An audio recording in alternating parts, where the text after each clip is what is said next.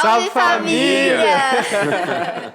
Tá de volta o Pode Pôr Fé, o meu, o seu, o nosso podcast favorito dessa internet. Isso aí, a gente tá de volta e para começar bem essa temporada, a gente trouxe o Paulo Júnior para estar aqui com a gente já vai apresentar ele, mas antes, você que está nos acompanhando aí da rádio, seja muito bem-vindo. A gente está também na transmissão pelo YouTube, então se você quiser ver com imagens, né, essas nossas faces lindas aqui, né, que resplandecem Jesus, vai lá no YouTube, acompanha a gente por lá. E é isso, né, Bela? Isso aí. E hoje nosso convidado, ele é muito especial mesmo, para vocês que não conhecem, né? Mas eu acho que quase todo mundo te conhece, né, Paulo? Mas o Paulo Júnior, ele é casado com a Alana, engenheiro civil, teólogo, é mineiro, né? Nascido aqui em Uberlândia, onde, né, junto com um grupo de amigos seus, vocês fundaram, né, o Ministério Sal da Terra. Então é o segundo fundador do Ministério Sal da Terra que a gente tem aqui com a gente já, né? Primeiro. Aproveita porque estão acabando, tá todo mundo trancado. Que isso, vai dar tempo. Mas, então ele deu início ao Ministério Sal da Terra, a sua vocação ministerial se fundamenta em 3 pilares, né? Que é a unidade da igreja, a formação e emancipação de jovens líderes. Então, para você que é jovem, hoje vai ser uma maravilha para você estar acompanhando a gente. Transformação social, e atualmente você está lá em Goiânia, né? Com uma igreja nova lá. Não é nova, né? Mas uma igreja lá em Goiânia. O povo não é mineiro, mas fala uai também. Com certeza. Uai e bom. E bom também. E trem. Eu tento explicar para todo mundo que Deus não é bom, Deus é bom. Aqui em Minas Gerais e Goiás, Deus é bom. Deus é bom em todo Trem mais bom demais da conta. Isso aí. Mas, Paulo Júnior, fala um pouquinho mais pra gente sobre como é que foi sua conversão, né? Você converteu mais ou menos com a nossa idade, né? Com 15, 16 anos, né? Como é que foi esse início, né? Como é que foi esse encontro com Jesus na sua vida? Antes de mais nada, né, eu quero falar da minha gratidão, meu privilégio, né, de poder estar aqui, uma honra poder estar aqui com vocês, nesse ambiente, ver tudo isso acontecendo, né, tantas gerações depois, e poder sentar nessa mesa com vocês aqui, para mim é renovador. Então eu quero falar que estar aqui é como tomar vitamina. Eu estou aqui sendo renovado, consolado, animado, inspirado, e muito bom. Eu era filho de crente, meu pai líder na igreja, primeiro filho, primeiro neto, muita expectativa em cima. Você imagina o que é isso, né? Sei como é que é. A expectativa de toda a família, todo mundo. E meu pai era conselheiro de jovens da igreja. Nossa. Então a minha casa vivia cheia de jovens e tal, a maioria universitário, que a faculdade que sempre foi uma faculdade que trouxe muita gente de todo lugar. Mas eu tinha uma crise muito grande, porque eu não via muito sentido naquilo que eram as atividades da igreja, a forma como a igreja vivia. Tanto é que alguém me perguntava assim, e aí, quando é que você vai fazer? Naquela época era a sua profissão de fé, né? Então a igreja presbiteriana tem esse costume de você reafirmar a sua fé quando você é jovem e tal. E eu falava assim, minha pública profissão de fé eu vou fazer depois de 70, quando não tiver mais nada interessante para fazer. Né? E eu estou quase descobrindo se realmente depois de 70 não tem mais nada interessante. E aí eu vivi em crise. Para você ter uma ideia, Pedro, aos 14 anos de idade, eu já tinha sido expulso de toda a escola que eu estudava. Nossa. Então, gente, eu não sabia o que era nem cheiro de maconha, nunca cheguei embriagado em casa, eu não tinha problema nessa área, até porque eu achava meio sem sentido alguém se embriagar e se entorpecer, porque eu queria era estar acordado, vendo tudo acontecer e tal. Mas eu tinha um problema muito grave de disciplina, eu não me conformava com aquela situação toda, então não tinha mais escola. E eu me lembro que um diretor muito amigo do meu pai, amigo da família, eu lembro que ele foi lá visitar meu pai, eu trabalhava com meu pai nessa época na loja dele, e ele falou, Paulinho, não tem jeito, Paulo Júnior já não tem mais como a gente absorver ele na escola, então nós vamos passar ele para o turno noturno. Aí eles me colocaram no turno noturno, que era um pessoal assim já mais velho, mais responsável, às vezes lá ele dá uma desacelerada. Mas isso foi mais ou menos em fevereiro, quando foi já final de março, ele foi de novo lá na loja do meu pai e falou assim, não deu já não. Bagunçou tudo lá, não teve jeito, então não foi eu vim aqui te avisar que a gente segura a onda do Paulo Júnior até julho, depois não vai ter como mantê-lo na escola não. Aí ele foi embora, meu pai ficou assim meio pensativo, à noite, à tarde a gente foi para casa, tal, pôs todo mundo para dormir, 2 irmãos mais novos, minha mãe, porque eu acho que nem minha mãe ia aguentar a conversa que ele queria ter comigo. Aí nós sentamos na sala, eu tenho essa cena viva na minha cabeça, e ele falou assim, bom, eu tenho mais 2 filhos para criar, são seus irmãos, eu tenho que saber repartir meu tempo com eles com justiça, e já percebi que você não quer minha educação. Você não quer o que eu tenho para te entregar. Então, é o seguinte, você tem 2 meses para resolver onde você quer viver. Aí você fala para mim onde é que você quer viver e o que eu gasto com você aqui em casa eu mando para você poder viver onde você quiser lá e você se vira, mas aqui em casa você não vai morar mais não. Nossa. Então até final de junho mais ou menos é o seu prazo. Isso com quantos anos? 14. 14, nossa. E eu sabia que ele estava falando sério, porque meu pai ficou órfão com 13 anos de idade. Então ele sabia o que era encarar a vida dessa forma. Eu levei a sério. E aí aconteceu uma situação sobrenatural. Na Semana Santa, um grupo de jovens de Goiânia veio visitar a nossa igreja aqui em Uberlândia. E Goiânia, naquela época, Goiânia e Belo Horizonte, estavam vivendo um avivamento espiritual jovem, uma coisa assim que estava afetando o Brasil inteiro, em termos de juventude um pouco mais nova, né? E na área do ensino secundário. E era uma coisa assim, tanto é que muitos dos ministérios hoje, muito conhecidos no Brasil, nasceram desse movimento. Tinha um movimento no Brasil que ficou muito conhecido na época, que era a MPC. Entre os universitários era a ABU, Aliança Bíblica Universitária. E entre os jovens estudantes era o Mocidade para Cristo. É famoso mesmo, até pois hoje é, tem. Aqui em Uberlândia não tinha, mas lá em Goiânia e Belo Horizonte, porque a sede era Belo Horizonte, e o lugar onde mais acontecia era Goiânia. E aí alguns desses jovens ficaram na minha casa. Aí finalmente eu vi uma coisa que eu nunca tinha visto e que fez sentido. E eu fiquei totalmente tomado daquilo, porque eu vi a espiritualidade sendo vivida por pessoas da sua idade, na vida. E assim, não de forma litúrgica, não era uma questão de culto, não, era vida. E aí eles foram embora. E algumas semanas depois eu pedi para o meu pai e para minha mãe para ir lá para Goiânia. Eu queria passar um final de semana. Para ver como é que era o negócio lá. 14 anos de idade, eles me enfiaram num ônibus. Quem assistiu Os Filhos de Francisco? Eu disse naquela rodoviária do filme lá. Né? Sozinho, bem, assim? Lá no setor oeste de Goiânia. Você pensa bem, eu com 14 anos, eles me enfiaram num ônibus sozinho. Não tinha celular, e não tinha... Carta levava 1 semana para chegar. Nossa. E eles me colocaram dentro de um ônibus meia-noite para mim chegar lá às 6 horas da manhã para ser recebido por 2 jovens de 17 anos de idade. E eu fui. Então você pode ver que meus pais estavam realmente assim... Eu lembro uma vez passar no quarto e eu vi minha mãe orando. E minha mãe orou assim, eu lembro dessa oração dela, porque eu passava na porta do quarto dele, ela falou assim, ô Deus, já percebi que o Paulo Júnior não vai servir para quase nada. Nossa. Então, se ele servir para o Senhor, o Senhor pode usar ele do Faz jeito que a você obra. quiser. A oração foi forte, hein? Rapaz, e aí eu fui parar lá em Goiânia. E eu cheguei lá numa sexta-feira, estava acontecendo uma reunião de jovens no terraço de uma casa de um dos presbíteros mais tradicionais do Brasil. Ele era muito tradicional, ele era conhecido assim num grupo assim bem... Mas ele não sabia que o chapéu dele estava pegando fogo, porque no terraço da casa dele estava acontecendo uma reunião lá de jovens inflamada. E aí eu entrei lá, nessa reunião, era um terraço, tinha uma sacada. A hora que eu sentei na reunião, eu não sei o que estava sendo pregado, não sabia de nada. Naquela época a gente não estava preocupado em dar nome para nada, né? E aí comecei a chorar. Um quebrantamento assim que... Tremendo. Meu Deus. Aí um amigo que tinha me hospedado me levou lá para o terraço, me acalmar, me levou de volta para a reunião. Eu saía do terraço, eu acalmava, voltava para a reunião, chorava de novo, voltava para lá. Lá para a 4ª vez ele falou assim, Paulinho, eu acho que Deus está falando com você, vamos embora. Eu falei, vamos, que eu não vou dar conta de ficar aqui não. Eu fui da casa dele, da casa que estava acontecendo a reunião, que era no centro de Goiânia, lá em Vila Nova, que tinha até rua de terra.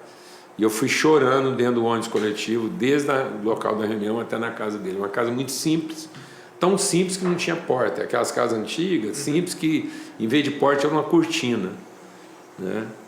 E aí ele me colocou para deitar e falou assim, olha, eu estou aqui, Deus está falando com você, ouve Deus, se você precisar de mim de noite aí, você...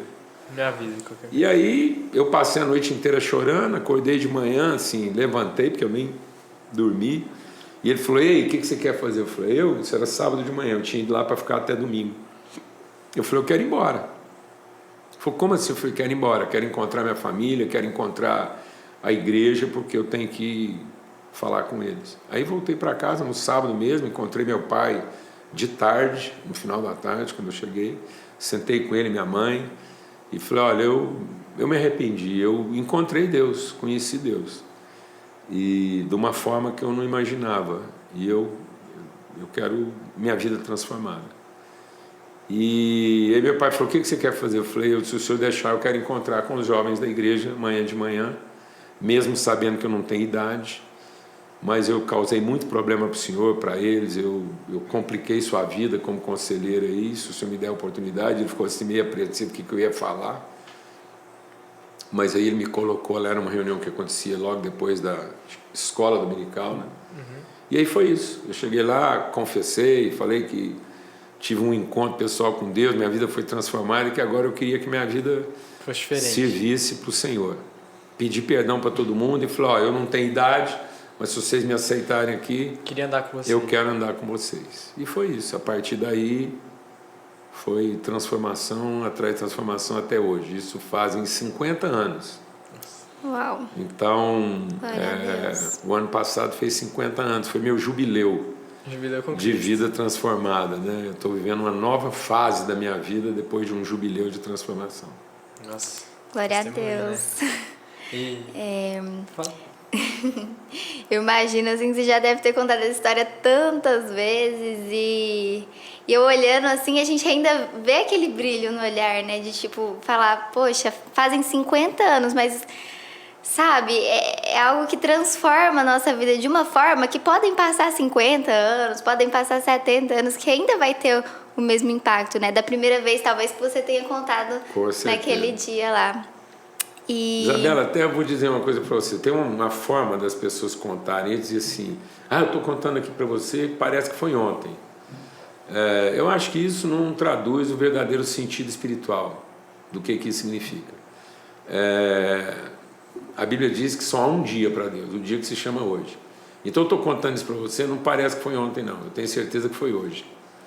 Eu estou vivendo o mesmo dia há 50 anos. Né? É um dia que começou e que não termina, ele só vai ficando cada vez mais claro. Então eu saí de uma escuridão, fui iluminado, e depois de 50 anos eu estou chegando perto do meio-dia, né? Quando a luz brilha de maneira tão intensa que não tem mais sombra, não vai ficar nem mais claro nem mais escuro, né? Então é como se fosse e sendo hoje. Eu estou te contando isso com alegria de algo que aconteceu hoje. É hoje na minha vida. Amém. Nossa, muito massa, Amém. Né? Viver, né, realmente, cada dia, né, vivendo esse primeiro amor com Deus, né? A plenitude. A plenitude com Cristo. E é muito legal ver que tanto você, tanto o pastor Ogalvo, né, vocês tiveram esse clamor, né, da família de vocês, né, das suas mães, né, no caso do Ogalvo também. E a gente teve meio que esse encontro de testemunho aqui, agora eu parei para lembrar, né, que sua mãe foi lá e falou que, nossa Deus, então usa o meu filho para você, né, usa ele para o seu propósito, né. E a mãe do Ogalvo também estava contando que também tinha trago os filhos dela, né, para a igreja também com esse mesmo propósito, né. Então é muito legal, né, de ver o quanto que os pais também podem influenciar na nossa vida, né, tipo assim, às vezes a gente tá lá meio descrente, né, vamos dizer assim, né, meio tipo assim, tô indo na igreja porque meus pais estão mandando ir na igreja, que acontece muito, a gente sabe que acontece, gente, mas, tipo, o tanto que a gente precisa também escutar nossos pais, né? Com certeza. E você falou sobre... Às vezes os pais, Pedro, pensam que suas preocupações vão ajudar na vida dos seus filhos. E não ajuda nada não, só piora. Os pais podem ajudar seus filhos sendo uma inspiração. Dando exemplo, né? E não uma preocupação. E aí, assim, as orações da minha mãe, como eu contei, foram fundamentais, mas a postura do meu pai foi essencial. Por exemplo, ele não negociou comigo. Entende? Ele me chamou à responsabilidade. Eu creio que é por isso que uma das marcas do nosso ministério é liderança jovem. Para a gente poder trabalhar o entendimento que liderança não se faz a partir de capacidade, de competência. Se faz a partir de responsabilidade. E muitas vezes hoje os pais, na preocupação de preparar seus filhos para a vida, estão atrasando isso, dizendo que eles só estarão preparados quando forem plenamente capazes. E isso adia a responsabilidade. Porque nós nunca vamos ser capazes.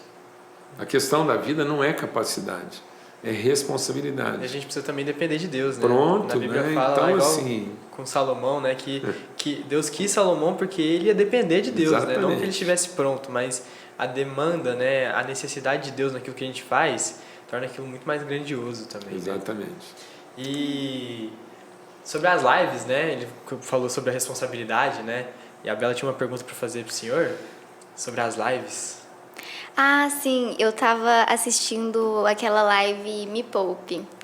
E esse é um assunto, assim, eu acho muito bacana, né, pra gente falar no meio jovem, porque eu acho que é uma das maiores dificuldades que a gente tem, principalmente, assim, quem tá no início de conversão, de manter constância e de entender o que é esse se poupar, o que é esse se entregar completamente para Deus. A gente vive uma cultura de poupança, né? A preocupação com o futuro levou as pessoas a poupar para eventuais problemas. Então, é aí que o homem perde a sua alma.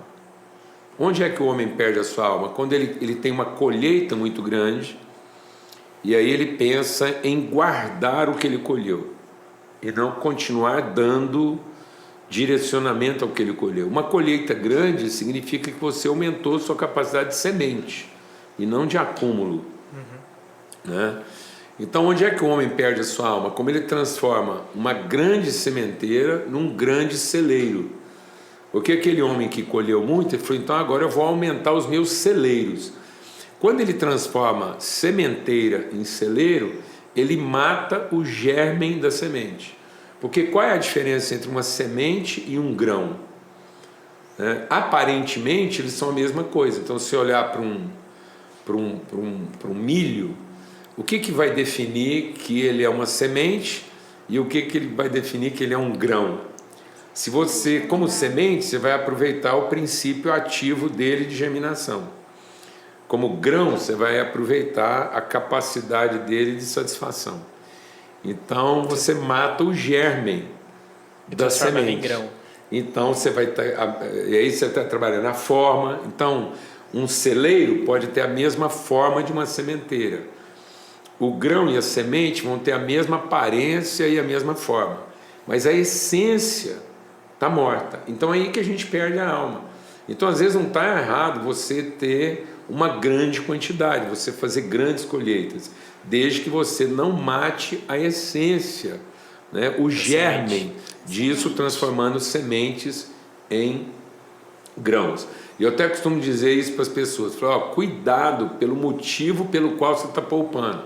Porque tem gente que diz, mas eu tenho que pensar no futuro, porque vai ter uma doença, vai ter um problema, vai que eu tenho que pagar uma cirurgia. Eu falo, Deus vai honrar a sua fé. Então, se é para isso que você está guardando, Deus vai honrar a sua fé. Então, você pode ter certeza que você vai ter a doença, você vai ter a cirurgia, você vai ter o problema que você está se organizando para ter. Porque é para isso que você está direcionando o seu trabalho, ou você está direcionando o seu trabalho para ter sempre semente. Então, quem tem a semente, tem o grão. Quem tem o grão, não tem a semente. Então, trabalhe para ter sementes que você vai ter o grão. Se precisar para cirurgia, se precisar para problema, você tem o grão. Essa plantação está ali, né? Pronto, e ela é produtiva, mas não trabalhe pensando em grão porque você matou a semente. Sim. Mas trabalhe sempre para ter semente porque você sempre também vai ter o grão. Então essa preocupação com o futuro acaba fazendo com que a colheita deixe de ser farta de sementes, porque nós estamos preocupados em encher celeiros. Às vezes a gente Até trazendo isso para uma visão mais igreja, né? Vamos dizer assim, de igreja de local, né?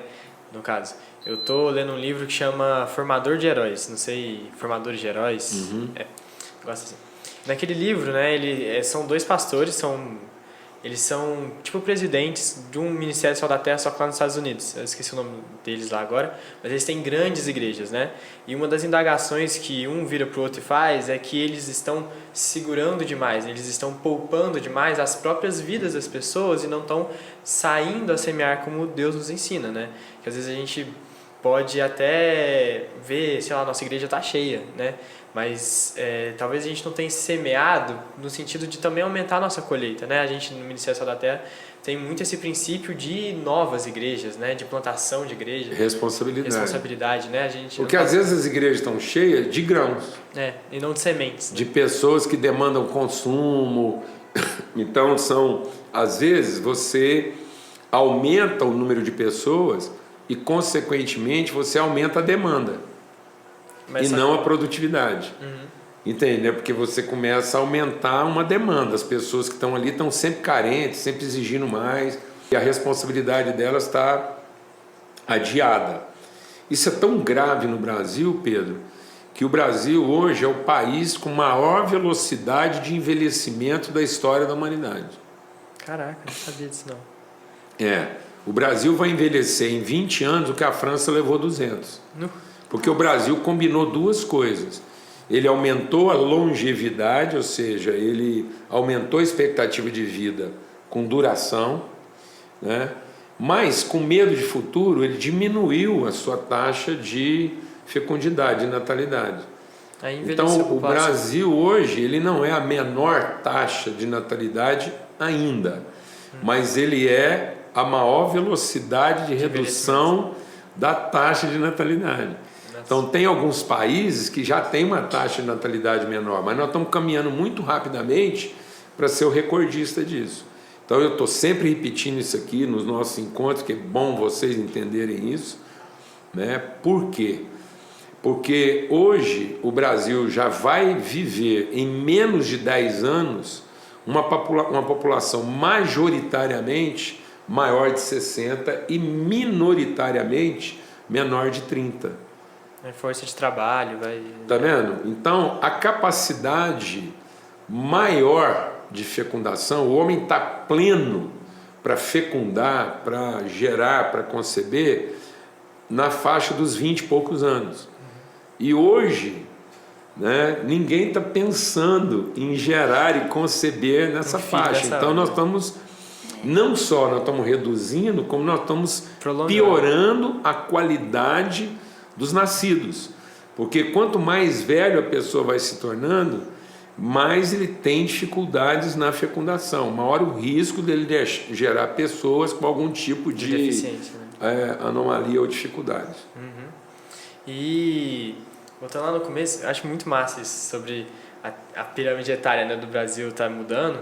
Também é algo que a gente vai acabar percebendo nas igrejas também, né? Então, a força, né, da igreja, que é os jovens, né, que a Bíblia fala, ela vai um pouco meio que se esvaindo se a gente não tomar cuidado, né? Então é um momento da gente realmente sair, né, para evangelizar, para chamar essas pessoas, assumir responsabilidade, pegar a responsabilidade pra gente, principalmente nas áreas de trabalho. Outra coisa que talvez seja um grande equívoco da religião no sentido da liturgia, e aqui de novo eu quero voltar lá na questão do porquê que os nossos pilares são unidade, formação e emancipação de liderança jovem e transformação social. Porque quando você aumenta demais o contingente de pessoas para serem apenas cuidadas, né, uma reunião de grãos, então você tem que aumentar a sua capacidade de serviço com a própria igreja, em vez de emancipar líderes para a comunidade. Então nós precisamos hoje não só formar uma liderança jovem, mas uma liderança jovem que seja relevante na comunidade, na sua área de atuação. Então eu vou completar o meu testemunho. Como eu me converti aos 15 anos, no ano seguinte eu ia já fazer vestibular, porque apesar de ser muito bagunçado em escola, eu nunca reprovei de ano. Então, eu fui meio precoce na minha trajetória escolar. E aí, com 16 anos, eu ia fazer vestibular, e aí eu fiquei com um dilema. Agora que eu estou crente, pilhado, pegando fogo, o que vinha na minha cabeça? Fazer eu tenho que ir lá fazer um seminário. Mas o sonho era fazer engenharia. E aí eu fiquei com um dilema. Eu vou para engenharia? Vou fazer um seminário, ou vou teologia? Seminário. Fui conversar com meu pai. E aí meu pai me ajudou tremendamente. Eu falei, pai, aí eu estou precisando resolver se eu vou para o seminário ou se eu vou para engenharia. Ele falou assim, o que você decidir, eu te apoio. Acabou comigo, porque eu queria que ele resolvesse. Tipo assim, jogou a bomba nele e ele me dá a resposta já. Aí de novo, ele vai orar e vai trazer a resposta de Deus. E aí ele me colocou nessa parada de novo, me devolvendo a responsabilidade. E aí eu tive um pensamento de engenheiro. Eu disse, bom, se eu fizer engenharia, eu consigo fazer um seminário. Se eu fizer o seminário, eu nunca mais vou conseguir fazer engenharia. Porque você mandar um seminarista para engenharia é complicado, mas você ensinar teologia para um engenheiro seria mais fácil. Então eu fui fazer engenharia, trabalhar como engenheiro, trabalhei quase 12 anos na minha empresa de engenharia e nunca deixei de exercer ministério. Então é outra coisa que eu quero dizer. Isso ficou muito bem resolvido na minha vida com 16 anos de idade. Porque eu entendi a diferença entre dedicação exclusiva e vocação integral. Então eu tinha uma vocação integral. Ser um homem de Deus em qualquer área que eu estivesse atuando, ainda que eu não fosse de dedicação exclusiva.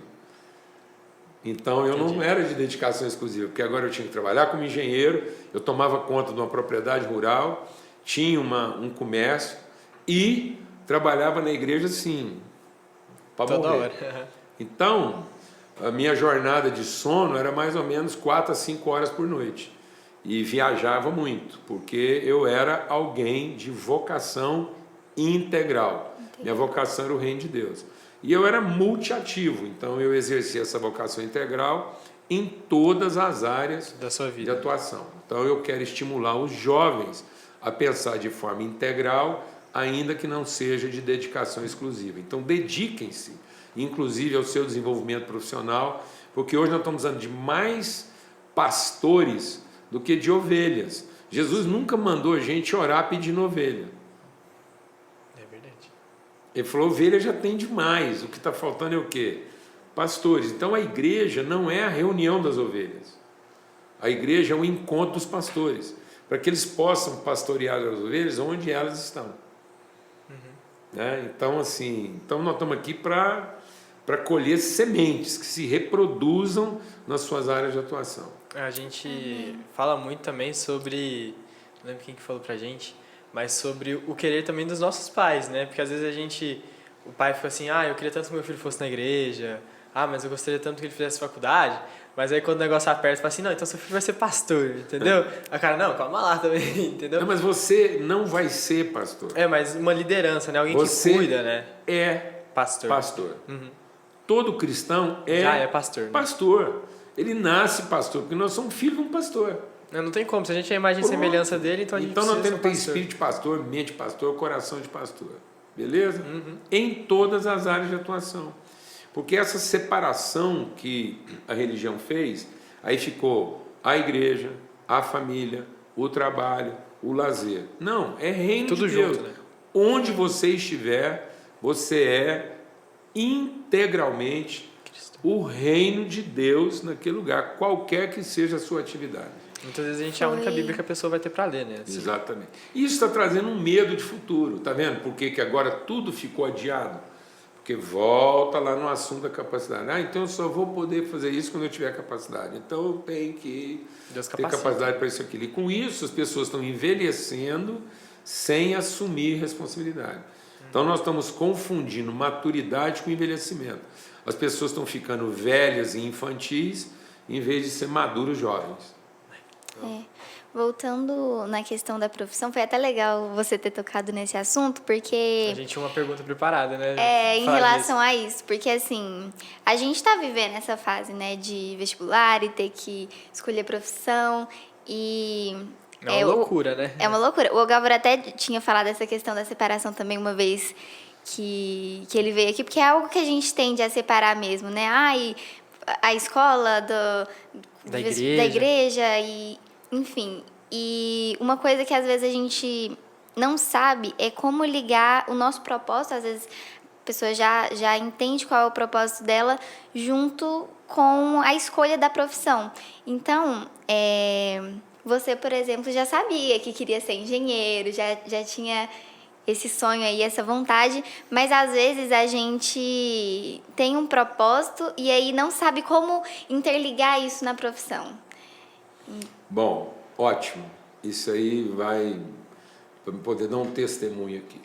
Às vezes as pessoas acham que eu fico assim, julgando com as palavras, e não é isso. É porque a fé é formada de palavra. A fé vem pelo ouvir e ouvir a palavra de Deus. Então, se a gente não define bem as palavras, isso corrompe a nossa fé. Beleza? A profissão não é uma escolha. É uma decisão de se submeter a uma vocação. Por isso que nós precisamos ter os olhos do nosso entendimento iluminados para saber quais são as riquezas da nossa vocação em Cristo. Então eu continuo engenheiro até hoje. Meu jeito de exercer o seu propósito, a minha vocação pastoral é também exercendo a minha vocação de engenheiro. Então, na minha vocação pastoral, eu estou sempre trabalhando os fundamentos. Porque é isso que um construtor faz. Então, meu foco...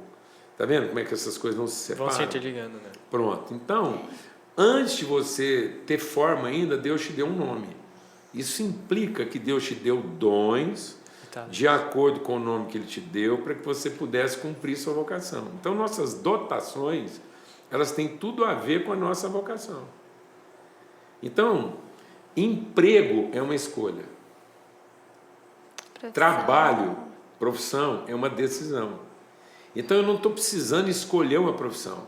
Eu estou precisando ter mais sensibilidade para discernir qual é a minha vocação, para que eu possa me submeter a uma área profissional que traduz melhor a minha vocação. Para você também poder usar dentro daquilo dos dons que Deus me deu. Amém? Amém. Então, eu estou precisando de mais sensibilidade. Então, a gente não manda alguém para a faculdade de medicina para virar médico. A gente deveria identificar médicos para colocar eles estudando medicina. Então, não é a faculdade de engenharia que vai fazer um engenheiro. É um engenheiro que vai fazer a faculdade. Vai fazer uma faculdade de engenharia para poder trabalhar melhor como engenheiro. Então, eu tenho que identificar minha vocação e aí saber que áreas eu preciso desenvolver e onde é que eu vou estudar para equipar melhor a minha vocação. Então, é uma decisão e uma submissão a um propósito. Então, as pessoas já têm tanta pressa de competência que levaram tudo para a área da escolha. Aí, eles estão trabalhando em cima de quem eles não são. Aí, eles vão para a faculdade com uma crise de identidade. Aí, tá vendo? Eu tenho uma crise de identidade e a faculdade vai definir minha identidade. Não, a sua identidade vai definir qual faculdade você vai fazer. Porque é facultativo. Faculdade é uma facultação. Né? A gente deveria, antigamente, o ambiente universitário era mais conhecido como universidade. Eu gosto mais de universidade que a faculdade. A gente ficou tão focado em competência que a gente fragmentou o ambiente universitário. Então, a faculdade hoje é mais importante que a universidade. Mas o que dá sentido à faculdade é o centro de universidade. Então, essa mesa aqui com 6 pessoas à volta é uma universidade. É uma universidade de várias faculdades. Então, minhas faculdades cooperam para a consciência de universidade. Tá vendo? Então, você só tem que ter a sensibilidade agora de saber o nome que Deus já te deu, para que você possa facultar uma capacitação que ajude você, que coopere com a sua vocação universal de edificação de todo o corpo. Amém? Amém. Para você não levar para a faculdade uma pessoa com crise de identidade, que depende achando que a faculdade vai definir isso para você. Amém. Nossa, esclarecedor, né? Assim, pensando por esse modo, né? Porque a gente realmente é ensinado a pensar, tipo, ao que você quer se tornar, né? Mas, na verdade, quem que você é, né? O que vai fazer com que... Quem é que fez a gente pensar assim? O capeta. Porque Deus já nos abençoou para ser exatamente aquilo que Ele nos fez para ser. Aí o capeta falou, não, faça alguma coisa que vai te tornar quem você não é, para você chegar onde você quer. Então, hoje, que é a ideia da formação profissional? Eu tenho que fazer alguma coisa vão me tornar a pessoa que eu ainda não sou, para eu poder chegar onde eu quero. Não, só vai chegar onde Deus estabeleceu aqueles que têm consciência de quem já são e se exercitam no desenvolvimento das suas faculdades, das suas competências, no cumprimento da sua vocação. Eu posso abusar um pouquinho do tempo aqui para traduzir isso de maneira um pouco mais prática, porque eu acho que o que eu vou falar aqui, porque muita gente fala assim, Paulo, mas isso é meio complicado na prática, como é que eu vou saber então? Tá bom? Então eu vou dar uma dica prática aqui. Isso não é, porque toda vez que eu tenho que rezar uma missa aqui, prática coisa prática, porque o pessoal tem tendência de tornar às vezes uma orientação prática num dogma. Um dogma é algo que nos aí acabou, você matou o sentido. Então é o seguinte, na prática, para te ajudar, faz uma lista de todos os apelidos que os seus relacionamentos te dão. Certo? Então você faz uma lista lá de 15, 20, tudo que você conseguir pensar. Que tipo de nome as pessoas me atribuem? Beleza? Beleza. Fazendo sentido para vocês? Sim. Você é atencioso, você é jeitoso, você é cuidadoso, você é paciente. Porque quem a gente é, as pessoas acabam vendo, né? Tá vendo? Então, essas pessoas, se você tivesse mais sensibilidade em vez de ansiedade, você veria mais fácil, né? Pronto, já está mais ou menos definido em que área você atua. Ainda que você eventualmente não conseguisse fazer uma faculdade. Mas então eu posso ter alguém atuando na área da saúde e o fato das vezes ele não ter conseguido fazer uma faculdade não é um impedimento, é só uma dificuldade. Beleza? Beleza. Então alguém pode ter uma dificuldade no exercício da sua vocação, mas nunca um impedimento. Você fez a lista lá, 15, 20, não cansa não. Depois você pega essa lista e tenta resumir ela em 10. Você vai ver que dá para resumir. Ó, esse nome aqui parece com esse, dá para juntar. Dá para cruzar, quase a mesma coisa. Pronto? Uhum. Então a lista de 20 vai cair para 10. Depois, com um pouquinho mais de esforço, você vai perceber que os 10 dá para reduzir em 2 ou 3. Esses 2 ou 3... Pronto. Você está muito pertinho de saber qual a sua vocação. Porque as pessoas já testemunham disso. Eles sabem que você vai viver, tipo assim... Pronto. Às vezes a gente não enxerga, mas as pessoas ao nosso redor sabem, né? E aí, pela boca de 2 ou 3 testemunhas, a verdade é estabelecida. Então, com um pouquinho de esforço, dá para você, meditando e buscando a direção de Deus, encontrar 2 ou 3 testemunhas que já dizem quem você é. Beleza? Muito massa, que isso. Vou fazer isso, viu? Eu vou falar assim, ó, olha aqui que Porque ajuda, porque a família, as pessoas à nossa volta testemunham isso. Sim. Certo? Então, muitas vezes, o testemunho a respeito da minha identidade, ele quase que obrigatoriamente tem que vir de alguém que não seja eu mesmo. A própria psicologia orienta isso. Porque eu falar de mim mesmo alguma coisa pode estar sendo traduzida a minha carência, minha cobiça, minha ambição, ansiedade, minha presunção. Como é que eu vou saber que eu sou paciente se alguém que é capaz de me irritar não falar que eu sou paciente? Então, só alguém que tem a capacidade de me irritar falando que eu sou paciente, eu mesmo acreditar que eu sou paciente. Mas eu falar que eu sou paciente é suspeito.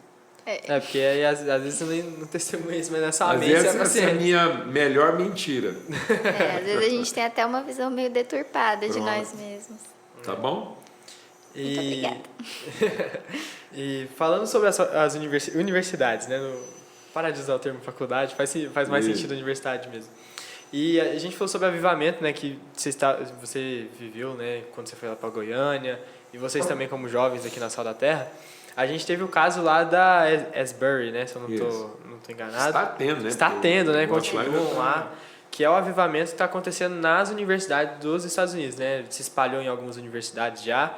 E a gente tem também o quesito Europa, né? Falando assim de tempos que estão vivendo agora, né? A gente tem os Estados Unidos vivendo um avivamento dentro das universidades, nos jovens. O Brasil com a promessa de avivamento, né? Que muitos... O próprio João Paulo, né, do Céu na Terra, fala muito sobre isso, sobre esse avivamento que é prometido para o Brasil, né, desse celeiro de missionários, né, que eles falam. E também a gente recebeu alguns jovens da Inglaterra, eu vi você falando com meu pai sobre a Inglaterra, né, e tal. Exato. E a gente recebeu alguns jovens da Inglaterra aqui e também vendo missionários que estão de lá, falam de lá sobre uma Europa pós-cristã, né, que já é o termo que eles utilizam lá, não os missionários, né, mas as pessoas. Mas eu queria perguntar sobre o Brasil.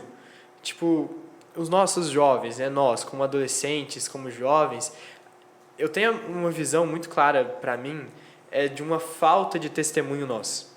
Não numa falta de responsabilidade, sabe? Igual você falou, de querer poupar, nos poupar demais, às vezes de responsabilidades, de momentos, de situações que a gente precisa mostrar a Cristo.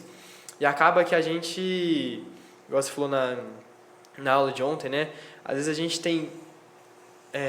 a gente acredita em Deus mais do que a gente tem fé no que Ele pode fazer sobre nós, né? Então a gente tem esse avivamento no Brasil que é prometido, que eu acredito que tem acontecido, né, entre os jovens. A gente vê muitos eventos, muitas coisas acontecendo, missionários sendo enviados, mas como é que a gente pode fazer para viver isso também aqui dentro, né? A gente está começando o nosso ministério de evangelismo no Connect, né, que é o nosso grupo de jovens, né? E a gente quer mostrar, sabe, esse amor para as pessoas. E como é que foi com a sua experiência? Como é que vocês se organizavam? Como é que vocês se preparavam? Eu quero dar um testemunho para vocês nesse sentido. De novo, eu quero contar aquilo que é minha convicção. Então eu vim aqui para repartir com vocês aquilo que são minhas convicções. Eu creio que a gente não pode chamar de avivamento uma circunstância, entende, né? Aquele momento é parte do processo de avivamento. Ele é um momento de Então o incêndio, avivamento, né, se dá no processo e não no momento. E aí a gente tem a tendência às vezes de fixar o momento, de olhar para os grandes eventos e né? fixar o momento e não entender e viver o processo do avivamento. O avivamento ele se dá no momento da libertação, mas ele só é revelado no processo da libertação.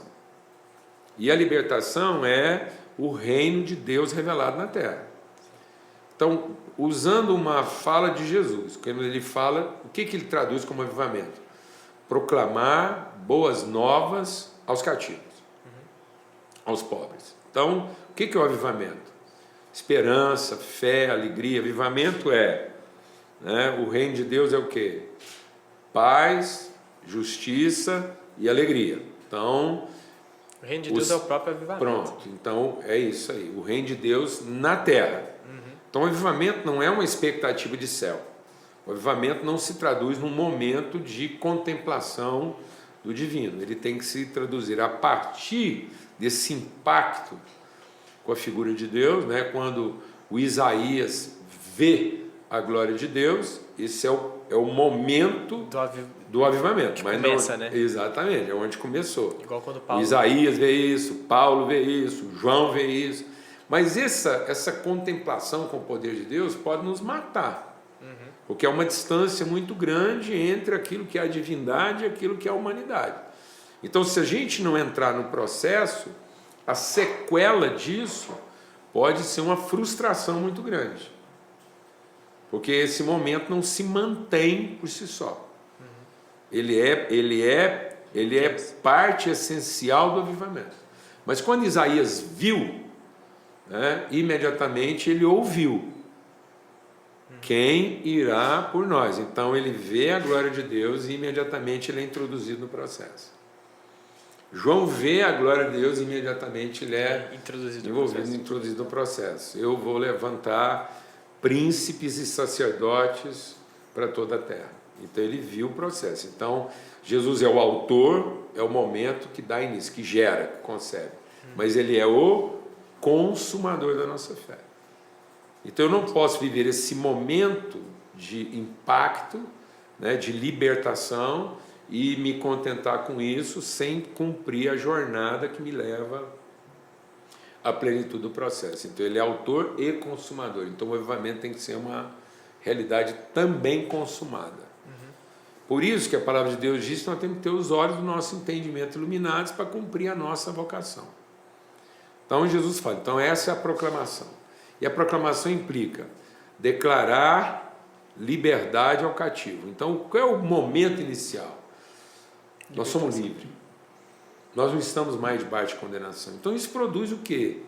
Alegria, paz. Euforia. Né?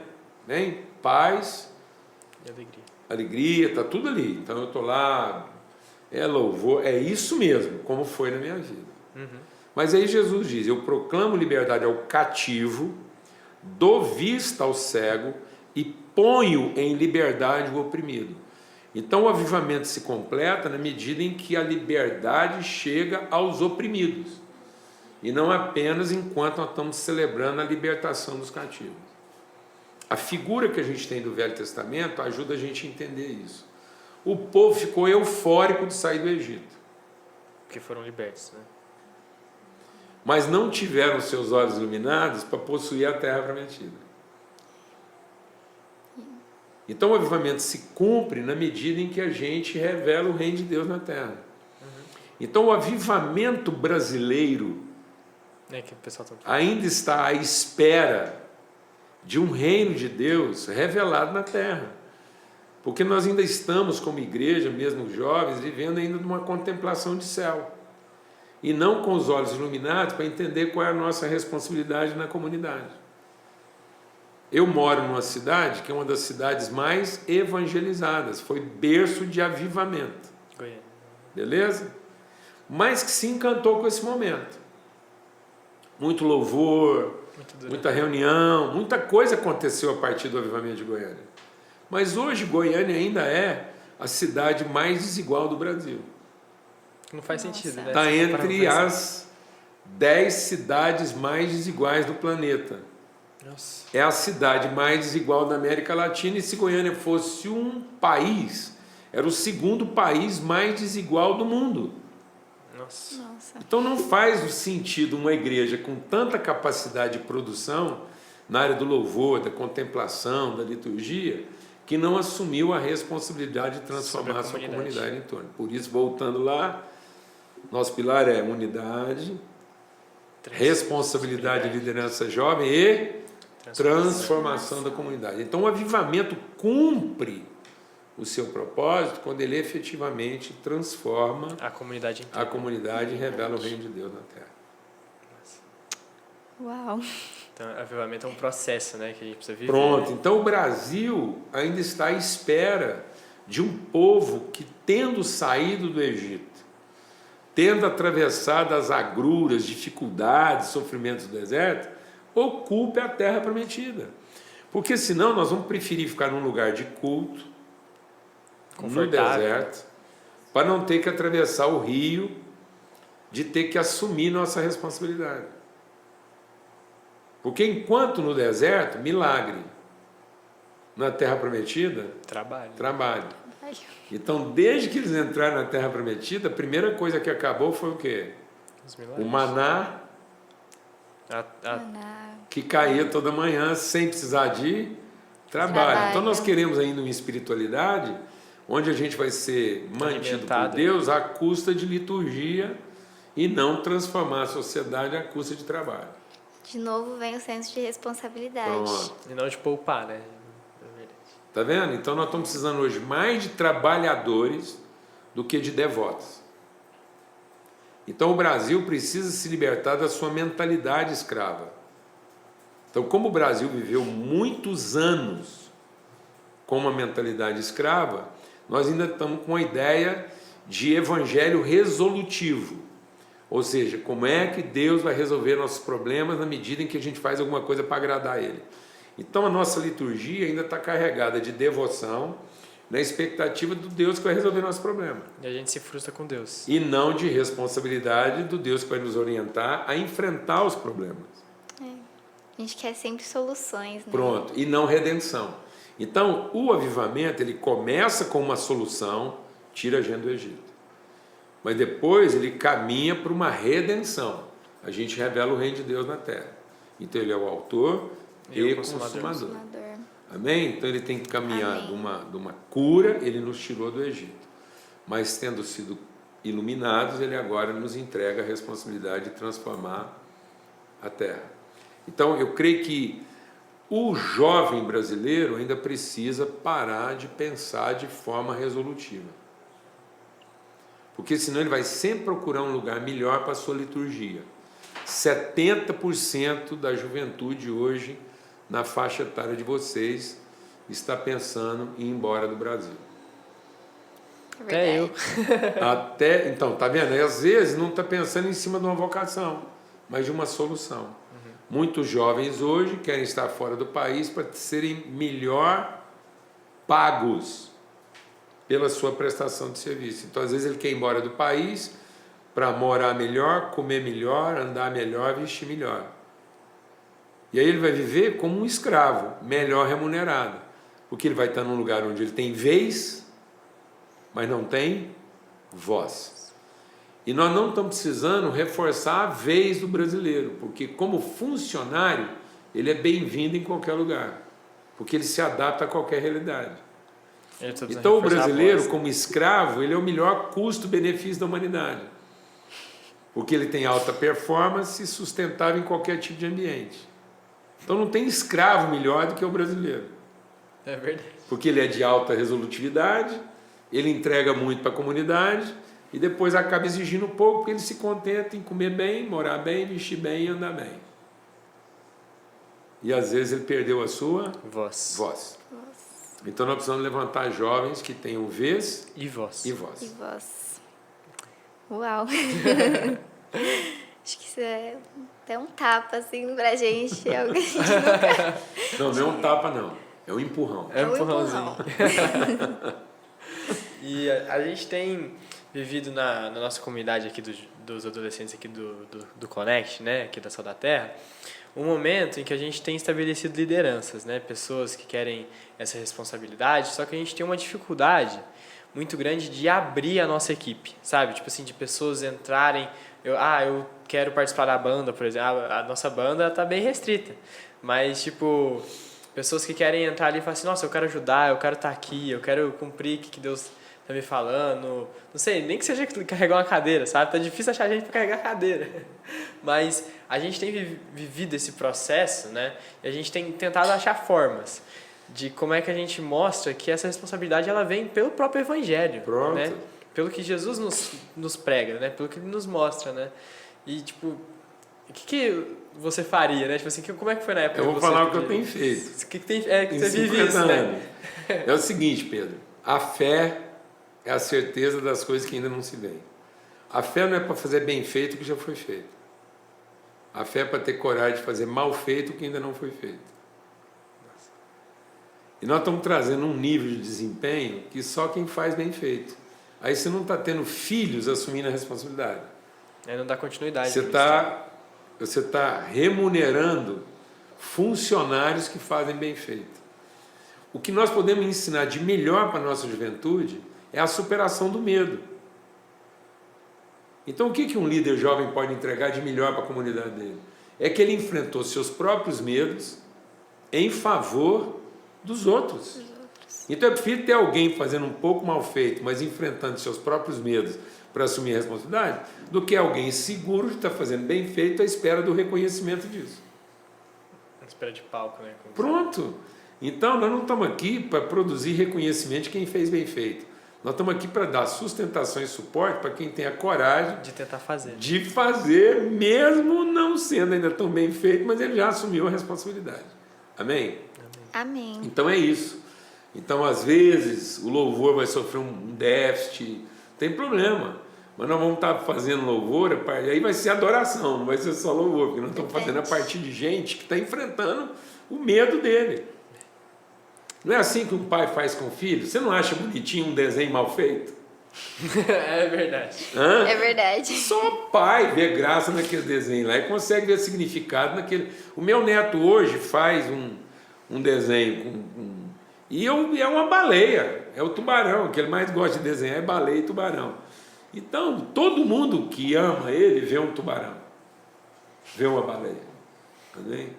Amém. Amém. Porque a gente empresta nossa fé em favor da fé dele. A gente não rasga aquilo à espera de que ele consiga fazer bem feito. Porque o dia que ele for reconhecido que fez bem feito, a primeira coisa que ele vai exigir é salário. Reconhecimento. E não mais responsabilidade. Então é sobre fazer o que tem que ser feito. Pronto. E de coração. Fazei tudo o que vier à mão para ser feito, de todo o coração, com todas as suas forças e de todo o seu entendimento. E o que ficar mal feito, nós estamos aqui para segurar a onda, para incentivar, para dar um apoio. Arrumar, né? Para arrumar, para corrigir. Aí a gente corta o que compromete e dá uma ajeitada no que constrange. Isso aí. Acho que agora a gente está nos minutinhos finais. Já Pode falar mais alto aí, ó. no celular. Realmente, né? E começando às vezes esse empurrãozinho, né, que você falou de falar assim, não, vai lá e faz, né? Tipo assim, tenta. É aquilo que a pessoa precisa, tipo assim, às vezes para vencer o medo dela, ela precisa que alguém coloque a própria esperança, né? Ter fé, né? Eu até vou falar uma coisa para você, Pedro. Eu vou falar agora para os mais velhos, porque eu creio que tem um tanto de gente aí acompanhando a gente online aí. Pronto, então eu vou falar para vocês, porque quem está assistindo aí, depois quem for assistir isso, a gente aproveitou para fazer aqui o Mesa Preparada fora de hora. Então hoje o Mesa Preparada está com cara de brunch. Ele aconteceu às 4 horas da tarde. É um pouquinho mais cedo. Mais cedo, mas é Mesa Preparada. Eu não podia perder assim, esse tempo de Deus, de estar numa mesa, meu Deus do céu. Então esse conteúdo depois vai ser compartilhado. Hoje o nosso Mesa Preparada aconteceu um pouquinho mais cedo. E agora eu quero dizer para todos os mais velhos, né, que o mais velho não tem o direito de dizer o que tem que ser feito. O mais velho tem o privilégio de dar suporte ao que pode ser feito. Então, quem vai dizer o que tem que ser feito, muitas vezes é o mais novo, porque a palavra de Deus diz que não é o mais velho que conduz o mais novo por onde ele não quer. É o mais novo que conduz o mais velho para onde ele não quer. Então, nós precisamos inverter essas posições para que vocês comecem a dizer para nós, ainda que um pouco mal feito, o que tem para ser feito, que ainda não foi feito. Em vez da gente estar dizendo para vocês o que tem que ser feito, bem feito, vocês dizem para nós o que pode ser feito, ainda que mal feito. Vou repetir. O mais velho tem a tendência de dizer o que tem que ser feito, sendo que vocês revelam para nós o que ainda pode ser feito. Quem faz o que tem que ser feito está pagando uma dívida. O que faz o que pode ser feito está conhecendo um crédito. Está fazendo a mais, né? Amém. Ele tá conhecendo o crédito que ele já tem numa dimensão que ele não conhecia. Beleza? Amém. Quem faz o que tem que ser feito só está pagando uma conta. Então não deixem que os mais velhos digam o que tem que ser feito. Porque senão vocês vão passar o resto da vida trabalhando as carências deles. E os mal resolvidos do passado. Amém? Amém. Então digam para nós o que pode ser feito. E tudo que a gente acumulou na vida foi para dar suporte. Então o mais velho não está para dizer para vocês o nível de cima. O mais velho está aqui para garantir o nível de baixo. A gente só está aqui para garantir que menos do que nós vocês não vão fazer. Amém. Amém? Você falou isso na conferência, né, do ano passado, do Ressurgência. Exatamente. Né? Então, às vezes o cara pensa que ele é a referência superior. Não, nós somos a referência mínima. Né? Eu estou aqui para dizer que tudo que eu vivi na vida, vocês contam no mínimo com isso. E eu conto no máximo com o que vocês ainda vão fazer. Glória a Deus. Para a vida dos meus netos. Amém. Amém. O papo tá muito bom. Dá vontade de ficar falando, mas infelizmente a gente vai ter que encerrar por aqui. Mas antes de encerrar, eu quero lembrar pro pessoal que tá na live que a gente vai estar passando essa live no nosso YouTube, que é Conecte Sal da Terra. Isso. Com 2 N's. Conecte Sal da Terra. tá postado no YouTube sábado. 5 horas. Vocês vão ver esse podcast lá no sábado, ele também vai ser transmitido na rádio. Então todos estão convidados, aproveita, manda aviãozinho, divulga, a gente vai estar divulgando esse podcast. Gente, eu vou forçar uma barra aqui no horáriozinho pelo seguinte, vocês não têm ideia do que significa tudo isso aqui para mim, porque eu acho que Deus escolheu até pelo nome. Eu tenho um neto chamado Pedro, fazendo 2 anos. Então está sentado diante de um Pedro aqui. Quantos anos você tem, Pedro? Tenho 17. Me enche de esperança, porque muito provavelmente você vai ser o pastor do Pedro. Amém. Amém. Amém. O homem em quem o Pedro vai se inspirar. Amém. Então o Pedro já tem um Pedro que vai inspirá-lo. Amém. Amém? Amém. Então você na minha vida aqui é inspiração. E você chama Isabela. E eu tenho uma filha chamada Isabel. E a Isabel veio à luz debaixo de muita tribulação, uma gravidez improvável, e houve tentativa de abortar a Bebel muitas vezes. Nossa. Mas ela venceu. E por isso que ela chama Isabel, porque Isabel quer dizer satisfação de Deus. Deus está contente. Então Deus está contente com você, seu nome é Isabel, você quer dizer contentamento. Então se Ele representa esperança, você representa consolo, porque eu vejo que Deus continua parindo Isabel. Então é um mundo de Isabéis e Pedros e de tantos outros. E Isabelas. É Isabela, mas vai pela ordem. Isabelas, Isabéis, Isabels. Elizabeth, você sabia que é a mesma raiz do nome Elizabeth? Oh, não é sabia. a mesma origem. Não. Né? Mas... E representa contentamento de Deus. Então eu estou aqui diante de um testemunho de esperança e de consolo. Amém. Glória Estar a entre Deus. vocês me renova a esperança e me consola.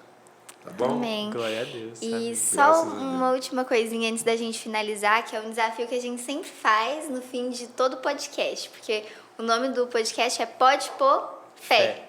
Mas a gente desafia os nossos convidados a Montar uma frase. a montar uma frase com pode pôr, Fé. aí alguma coisa.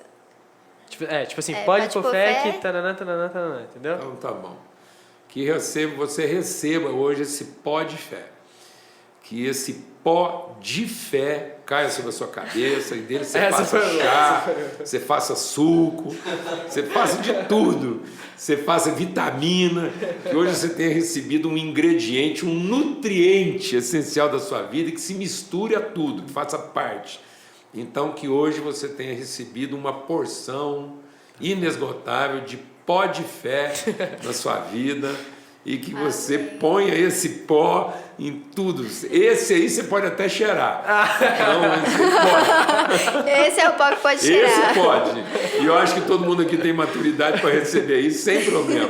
Esse aí dá para beber, dá para passar na cabeça, dá Usar para de fazer shampoo, vitamina, pomada, qualquer coisa, tá bom? Então que esse pó de fé esteja em você, sobre você e através de você. Amém.